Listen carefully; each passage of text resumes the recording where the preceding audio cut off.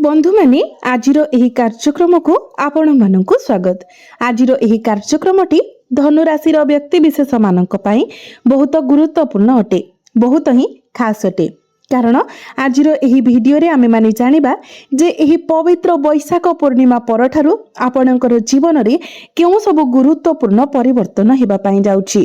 कारण वैशाख पूर्णिमा परे परे ग्रह नक्षत्र मानकर गोचर रे किछि बड़ परिवर्तन हेबा पई जाउछि, जहा फल रे आपणकर जीवन रे मध्य किछि विशेष परिवर्तन हेबाकु जाउछि।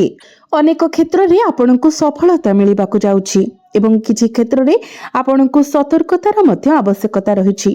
तेबे बंधु माने केउ सब क्षेत्र रे आपणकु सफलता मिलिबाकु जाउछि एवं केउ सब क्षेत्र रे आपणकु सतर्कतार आवश्यकता रहिछि से विषय जानिबा पई आपण माने वीडियोटी को शेष पर्यंत देखंतु। एवं आपणकर जदि धनुराशि होइथाय तो वीडियोटी को लाइक करी चैनल टी को सब्सक्राइब करि दियंतु। कमेंट बॉक्स रे भक्ति एवं श्रद्धार सहित जय श्री जगन्नाथ जय मां लक्ष्मी निश्चय लिखंतु। तो बंधु माने किछि समय धरि आपणकर जीवन गुरुत्वपूर्ण संघर्ष द्वारा चिन्हित होइछि। आर्थिक संकट, संपर्क एवं परिवार संबंधी चैलेंज एई सब रे आपणकर जीवन घांटी होई जाइथिला। किंतु एही वैशाख पूर्णिमा परे धनु राशि व्यक्ति विशेष माने वैवाहिक जीवन, व्यावसायिक विस्तार एवं आपणकर व्यक्तिगत दक्षता वृद्धि संपर्क रे चमत्कार ज्योतिष मिश्रण देखा जाउछि। तो बंधु माने आमे माने जदि ग्रह मानकर गोचर स्थिति एवं अवस्थिति विषय देखिबा तो राहु आपणकर तृतीय भाव गोचर करुछंती, चतुर्थ भाव शनि एवं मंगल गोचर करुछंती, सूर्य एवं बुध आपणकर पंचम भाव गोचर करुछंती, शुक्र आपणकर षष्ठ भाव गोचर करुछंती, गुरु आपणकर सप्तम भाव एवं केतु आपणकर नवम भाव गोचर करुछंती। तो बंधु माने गुरु आपणकर सप्तम भाव गोचर करुछंती। गुरु हेउछंती भाग्यर कारक ग्रह, वैवाहिक जीवनर कारक ग्रह। तो जो माने अविवाहित अटंती से मानक पई वर्तमान विवाह जोग खोली जिवो एवं जो माने विवाहित अटंती से मानकर वैवाहिक जीवन सुखमय साब्यस्त हेबो। जदि पूर्वरु आपणक मध्यरे कोनोसी प्रकारर भूल बुझामणा सृष्टि होइतिला तो से सब दूर होई जिवो। आपण दुई जण मिसी किछि बड़ डिसिजन नै पारंती। आपणकर चतुर्पार्श्वर परिवेश रे आपण उन्नति देखिबाकू पाइबे। किंतु 11 मई को मंगल मेष राशि रे प्रवेश करबाकू जाउछंती, जहाकी एक गुरुत्वपूर्ण गोचर हेबा पई जाउछि। मंगल आपणकर पंचम भाव रे प्रवेश करिवे एवं जेमिति ही मंगल आपणकर पंचम भाव रे प्रवेश करिवे तो आपणकर बुद्धि रे एक उल्लेखनीय परिवर्तन आपण देखिबाकू पाइबे। आपणकर माइंड शार्प हेबो। आपणकर चिंता एवं चिंतन क्षमता एते असाधारण होइजिवो जे आपण भविष्यतर घटना गुड़िकर पूर्वानुमान करि पारिबे। आपण पूर्वरु सठिक भविष्यवाणी करि पारिबे। पूर्वरु मंगल एवं शनि वर्तमान आपणकर चतुर्थ भाव गोचर करुछंती, जहा फल रे मंगल आपणको शुभ फल प्रदान करि पारुनाहंती। किंतु 11 मई को मंगल जितेबेले आपणकर पंचम भाव को प्रवेश करिवे तो आपणकर मन असाधारण भाव रे तीक्ष्ण रहिबो। आपण आखि पिछुलाके आपणकर शत्रु मानकर चाल को जानि पारिबे एवं से सब को आपण प्रतिहत मध्य करि पारिबे। तथापि किछि व्यक्ति आपणको फसाइबाकू चेष्टा करिवे, जो माने आपणकर समय नष्ट करिवे एवं अनावश्यक विलंब करिवे। तो आपणको ए विषय सतर्क रहिबाकू पड़िबो। बंधु माने आपणकर माइंड तो शार्प रहिबो, मंगलंकर सपोर्ट मध्य आपणको मिलिबो। तथापि जदि आपण निजको जुक्ति तर्क रे फसाई दियंती, अर्थात जदि कोनोसी जगह जुक्ति तर्क चलीछि तो आपण सेठाकू जानतु नाही। जुक्ति तर्क ठारू जेते संभव आपण दूरे रुहंतु। सामान्य कथारे निजर मूल्यवान समय नष्ट करंतु नाही किंबा आलस्यर शिकार हुअंतु नाही, नचेत बहुत बड़ बड़ सुजोग आपणक हाथरू खसी जिवो। आपणकर विचार अंधकारमय होई पारे। तेणु जदि आपण प्रत्येक मुहूर्त को बुद्धिमान भाବରେ व्यवहार करंती तेबे मई 11 परे मंगलंकर प्रभाव सकारात्मक फलाफल आपण देखिबाकू पाइबे। तथापि मे 14 तारिख रे आपणकर जीवन रे आउ एक बड़ परिवर्तन हेबाकू जाउछि। जेपरि आमे पूर्वरु कहिछु जे गुरु आपणकर सप्तम भाବରେ गोचर करूछंती, किंतु मे 14 तारिख को शुक्र मध्य आपणकर सप्तम भाव को चलन करिवे। वर्तमान शुक्र षष्ठ भाव गोचर करुछंती। तो मई 14 परे शुक्र आपणकर सप्तम भाव को प्रवेश करिवे। गुरु एवं शुक्रंकर स्वर्गीय संजोग हेबा मुहूर्त रे आपणक पई एक राजयोग सृष्टि हेबो। यह कोनोसी साधारण घटना हेबो नाही। यह आपणक जीवन रे एक गुरुत्वपूर्ण राजयोग हेबो। शुक्र सप्तम भाव प्रवेश करिबा मात्रे आपण आपणकर व्यावसायिक प्रयास रे उत्कृष्ट डील एवं सुजोग पाइबार प्रबल संभावना अछि। कारण सप्तम भाव केवल वैवाहिक जीवनर भाव नुहे बरं व्यावसायिक सहभागिता को मध्य नियंत्रण करे, जहा फल रे आपण सहभागिता भित्तिक उद्यम रे नियोजित समस्त व्यक्तिंक पई दृष्टिकोण अत्यंत सकारात्मक रहिबो एवं यार बहुत सकारात्मक फल आपण निज जीवन रे देखिबाकू पाइबे। आपण एक बड़ चुक्ति स्वाक्षर करि पारंती, एक गुरुत्वपूर्ण व्यावसायिक कारोबार आरंभ करि पारंती। यह व्यतीत एपरि एक परिस्थिति विषय विचार करंतु, जदि आपणकर विवाह होई पारु नथिला तो वर्तमान आपणकर विवाह हेबार संभावना बहुत अधिक रहुछि।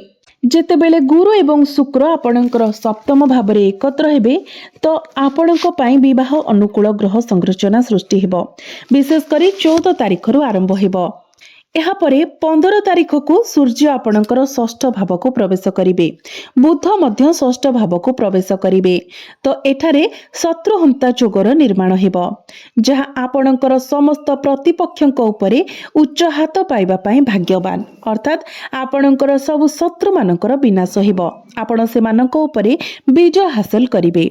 15 मई को सूर्य षष्ठ भाव प्रवेश करने समय यह आमर शत्रु रोग एवं ऋणर घर होता है। तो एठारे सूर्य जेहेतु उच्चस्थ हेबे तो 15 मई पर आपणकर समस्त प्रतिपक्ष को आपण परास्त करिवे। 15 मई पर आपणक पई एक समय आसुची जेतेबेले शत्रु हत्या जोग सक्रिय हेबो, जहा निश्चित करिवो जे आपणकर शत्रु माने संपूर्ण भाव परास्त हेबे। यह सहित सूर्य एवं बुध एही क्षेत्र में आहुरी अधिक आपनकु शुभ फल प्रदान करिवे।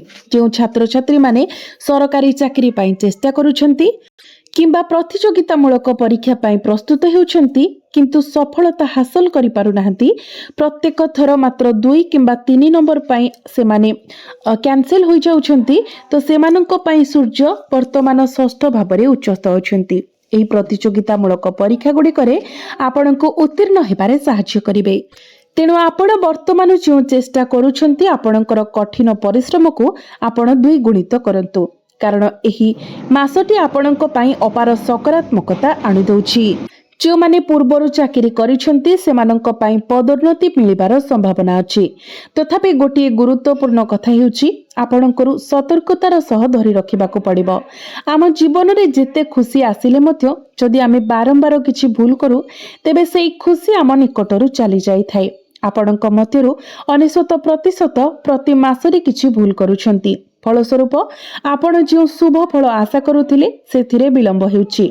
आपणक जीवन रे जो सकारात्मक परिवर्तन हेबा कथा ताहा नकारात्मक हेउछि। तेबे एही तीनोटी भूल कोन मन देई सुनंतु, आपण एहाको निज जीवन रे कार्यकारी करंतु। मने रखंतु वर्तमान आपणक राशि रे शनि अढ़ई चलीछि। शनि वर्तमान आपणकर चतुर्थ भाव रे गोचर करूछंती एवं आपण शनिकर गोचरर एही अढ़ई वर्षर पर्याय दे गति करूछंती। फलस्वरूप एही समय आपणक उपरे मानसिक चाप रहुछि। भगवान शनि जड़े व्यक्ति को परिश्रमी एवं अभिज्ञ करंती। जदियो से मानसिक चाप दियंती तांकर उद्देश्य केवल कष्ट देबा नुहे बरं आपणको कठिन एवं स्थिर करिबा। तेणु किछि चाप आपणकर जीवन रे प्रवेश करि पारे। आपण खराब खबर सुनि पारंती किंबा केही आपणको असुविधा रे पकाई पारे। निजको दुर्बल हेबाकू दियंतु नाही। चिन्हंतु जे एहा केवल अढ़ईर प्रभाव। जदि आपण भांगी पड़ंती, एकाकी अनुभव करंती किंबा अन्य मानकर विश्वासघातक द्वारा निजको परास्त करंती तेबे आपण एक गुरुत्वपूर्ण पराजय भोगिबे। तथापि जदि आपण एही चैलेंज गुड़िकर सामना करंती, तीव्र चाप समय मध्य कृतज्ञता प्रकाश करने को आरंभ करंती, हे भगवान मो रास्ता रे जहा आसीछि ताहा सर्वोत्तम पाई एवं जदि चैलेंज सृष्टि होइछि तेबे मोर आपणक उपरे विश्वास थिबारु सेगुडी को सामना करिबार शक्ति अछि, तेबे एही शनि अढ़ईर प्रभाव शुभ होइजिवो। ଏବଂ ଆପଣ ଏହାର ଫାଶରେ ପଡ଼ିବାରୁ ରକ୍ଷା ପାଇବେ। ଦ୍ୱିତୀୟ ଭୁଲ ଯାହା ପ୍ରତି ଆପଣଙ୍କୁ ସତର୍କ ରହିବାକୁ ପଡ଼ିବ ତାହା ହେଉଛି, ଯେପରି ଆମେ ପୂର୍ବରୁ କହିଥିଲୁ ଯେ ମଇ ମାସ 11 ତାରିଖକୁ ମଙ୍ଗଳ ମେଷ ରାଶିରେ ପ୍ରବେଶ କରିବେ। ମଙ୍ଗଳ ଆପଣଙ୍କର ପଞ୍ଚମ ଭାବକୁ ପ୍ରବେଶ କରିବା ମାତ୍ରେ ଆପଣଙ୍କର ପ୍ରେମ ଜୀବନରେ ଆପଣଙ୍କର ସନ୍ତାନ ସନ୍ତତି କିମ୍ବା ଆପଣଙ୍କର କୌଣସି ବନ୍ଧୁଙ୍କ ସହିତ ଯୁକ୍ତିତର୍କ କିମ୍ବା ଦ୍ୱନ୍ଦ୍ୱ ହେବାର ସମ୍ଭାବନା ଅଛି। ଗୁରୁ ଏବଂ ଶୁକ୍ର ବର୍ତ୍ତମାନ ଆପଣଙ୍କର ବୈବାହିକ ଜୀବନ ପାଇଁ ଉତ୍କୃଷ୍ଟ ସମନ୍ୱୟ ସୃଷ୍ଟି କରୁଥିବା ବେଳେ ମଙ୍ଗଳ ସମ୍ଭାବ୍ୟ ଭାବରେ କିଛି ଅଶାନ୍ତି ସୃଷ୍ଟି କରିପାରନ୍ତି। ତେଣୁ ଆପଣ ଯେତେ ପାରିବେ ଯୁକ୍ତିତର୍କ ଠାରୁ ଆପଣ ଦୂରେଇ ରୁହନ୍ତୁ। ଅହଙ୍କାରକୁ ନିଜ ଠାରୁ ଦୂରେଇ ରଖନ୍ତୁ। ମୁଁ ହିଁ ଏକମାତ୍ର ଠିକ୍, ଏହି କଥାକୁ ନିଜ ଠାରୁ ଦୂରେଇ ରଖନ୍ତୁ। ଆପଣ ଶାନ୍ତ ଏବଂ ସ୍ଥିର ମନରେ ଯାହା ଘଟୁଛି ତାହା ଦେଖନ୍ତୁ। ଆପଣ ଯେତେ ଶାନ୍ତ ରହିବେ ଆପଣଙ୍କ ପାଇଁ ସେତେ ଅନୁକୂଳ ଫଳାଫଳ ଆସିବ। ତୃତୀୟ କଥାଟି ହେଉଛି, ରାହୁ ଏବେ ଆପଣଙ୍କର ତୃତୀୟ ଭାବରେ ଗୋଚର କରୁଛନ୍ତି। ତୃତୀୟ ଭାବଟି ହେଉଛି ସାହସ ଏବଂ ପରାକ୍ରମର ଭାବ। ଉତ୍ସାହ ଆପଣଙ୍କ ଜୀବନରେ ପ୍ରବେଶ କରେ ଏବଂ ଆତ୍ମବିଶ୍ୱାସର ଭାବନା ମୂଳ ପୋଷଣ କରେ। ତଥାପି ଅନେକ ଲୋକ ଏହାକୁ ଅତ୍ୟଧିକ ଆତ୍ମବିଶ୍ୱାସରେ ପରିଣତ ହେବାକୁ ଦିଅନ୍ତି। ଆପଣଙ୍କ ତୃତୀୟ ଭାବରେ ଅବସ୍ଥାପିତ ରାହୁ ପ୍ରକୃତରେ ଏହି ମାସରେ ଆପଣଙ୍କ ଉପରେ ଆତ୍ମବିଶ୍ୱାସ ପ୍ରଦାନ କରିବାକୁ ଯାଉଛନ୍ତି। ତଥାପି ଏହି ଆତ୍ମବିଶ୍ୱାସ ଯେପରି ସୀମା ଅତିକ୍ରମ ନ କରେ ତାହା ନିଶ୍ଚିତ କରିବା ପାଇଁ ଆପଣଙ୍କୁ ସତର୍କ ରହିବାକୁ ପଡ଼ିବ। ମନେ ରଖନ୍ତୁ, ଏକ ଗୁରୁତ୍ୱପୂର୍ଣ୍ଣ କଥା ହେଉଛି ଯେ କୌଣସି ମଣିଷ ହୀନ ନୁହେଁ। ଆପଣ କୌଣସି ପ୍ରକାରର ଭେଦଭାବ ନିଜ ମନରେ ରଖିବା ଉଚିତ ନୁହେଁ। ଗରିବ କିମ୍ବା ଶ୍ରମିକମାନଙ୍କୁ ଉପହାସ କରନ୍ତୁ ନାହିଁ। ଆପଣଙ୍କର ଯାହା କିଛି ଭୌତିକ ସମ୍ପତ୍ତି ଅଛି ତାହାକୁ ଅହଙ୍କାରର ଉତ୍ସ ହେବାକୁ ଦିଅନ୍ତୁ ନାହିଁ। କାରଣ ଜଣେ ବ୍ୟକ୍ତି ଆଜି ସବୁ କିଛି ପାଇପାରେ କିନ୍ତୁ କାଲି ହୁଏତ ସବୁ କିଛି ହଜିଯିବ। ଆମକୁ ସବୁବେଳେ ଶାନ୍ତ ଏବଂ ସ୍ଥିର ରହିବା ଉଚିତ। ଯଦି ଆପଣ ଏପରି କରନ୍ତି ତେବେ ଏହି ସମସ୍ତ ଗ୍ରହ ଆପଣଙ୍କ ପାଇଁ ଶୁଭ ଫଳ ପ୍ରଦାନ କରିବା ଆରମ୍ଭ କରିବେ। ଯଦି ଆପଣ ଆମେ କହିଥିବା ଏହି 3ଟି ଭୁଲକୁ ନିଜଠାରୁ ଦୂରେଇ ରଖନ୍ତି ତେବେ ଗୁରୁ ଏବଂ ଶୁକ୍ର ମଇ ମାସରେ ଆପଣଙ୍କୁ ଏଭଳି ଆଶୀର୍ବାଦ ଦେବେ ଯାହା ଆପଣଙ୍କର ଭାଗ୍ୟକୁ ଅତ୍ୟନ୍ତ ଉଜ୍ଜଳ କରିବ। ଏହା ବ୍ୟତୀତ ସୂର୍ଯ୍ୟ ପୂର୍ବରୁ ଆପଣଙ୍କ ପ୍ରତି ଅନୁକୂଳ ଭାବରେ ମୁହାଁଇଛନ୍ତି ଏବଂ ଶନିଙ୍କର ପ୍ରତିକୂଳ ପ୍ରଭାବ ମଧ୍ୟ ହ୍ରାସ ପାଇବ। ଆମେ ଏବେ ଆପଣଙ୍କୁ କିଛି ପ୍ରତିକାର କହିବାକୁ ଯାଉଛୁ। ଯଦି ଏହି ଚମତ୍କାର ପ୍ରତିକାର ଗୁଡ଼ିକ ଆପଣ ସଫା ହୃଦୟରେ କରୁଛନ୍ତି ତେବେ ଏହି ସମସ୍ତ ଗ୍ରହର ପ୍ରତିକୂଳ ପ୍ରଭାବ ଆପଣଙ୍କ ପାଇଁ ଶୂନ୍ୟ ହୋଇଯିବ। ଯେପରି ଆପଣ ଜାଣନ୍ତି, ଶନିଙ୍କର 2.5 ବର୍ତ୍ତମାନ ଆପଣଙ୍କର ଚତୁର୍ଥ ଭାବରେ ସକ୍ରିୟ ଅଛି, ତ ଏହାର ପ୍ରତିକୂଳ ପ୍ରଭାବକୁ କମ୍ କରିବା ପାଇଁ ଆପଣ ଶନିବାର ସନ୍ଧ୍ୟା 7ଟା ପରେ ଓସ୍ତ ଗଛ ମୂଳରେ ଏକ ସୋରିଷ ତେଲର ଦୀପ ଜାଳନ୍ତୁ ଏବଂ ଶନିଙ୍କର ବୀଜ ମନ୍ତ୍ର ଜପ କରନ୍ତୁ। ଯଦି ଆପଣ ଏହି ପ୍ରତିକାରକୁ ସତ୍ୟ ଏବଂ ନିଷ୍ଠାର ସହିତ କରନ୍ତି ତେବେ ଆପଣଙ୍କର ଚତୁର୍ଥ ଭାବରେ ଥିବା ଶନି ଆପଣଙ୍କୁ ଡିପ୍ରେସନର ଶିକାର କରିବେ ନାହିଁ କିମ୍ବା ଏହା ଆପଣଙ୍କର ମାତାଙ୍କ ସ୍ୱାସ୍ଥ୍ୟ ଉପରେ ପ୍ରତିକୂଳ ପ୍ରଭାବ ପକାଇବେ ନାହିଁ। ଏବେ ଆପଣଙ୍କୁ ତୃତୀୟ ଭାବରେ ରାହୁଙ୍କର ପ୍ରଭାବକୁ ମଧ୍ୟ ସନ୍ତୁଳିତ କରିବାକୁ ପଡ଼ିବ, ଯାହା ଆପଣଙ୍କର ଅତ୍ୟଧିକ ଆତ୍ମବିଶ୍ୱାସକୁ ଇନ୍ଧନ ଯୋଗାଇବା ପାଇଁ ପ୍ରସ୍ତୁତ ଥିଲା। ନଚେତ୍ ଏହି ଅହଙ୍କାର ଆମର ପ୍ରିୟ ଜିନିଷକୁ ମଧ୍ୟ ନଷ୍ଟ କରିପାରେ। ସେଥିପାଇଁ ଆପଣ ପ୍ରତ୍ୟେକ ଦିନ ପକ୍ଷୀମାନଙ୍କୁ ଦାନା ଖାଇବାକୁ ଦିଅନ୍ତୁ, ପାଣି ପିଇବାକୁ ଦିଅନ୍ତୁ। ଏହା ଫଳରେ ଆପଣଙ୍କୁ ରାହୁଙ୍କର ଆଶୀର୍ବାଦ ପ୍ରାପ୍ତ ହେବ।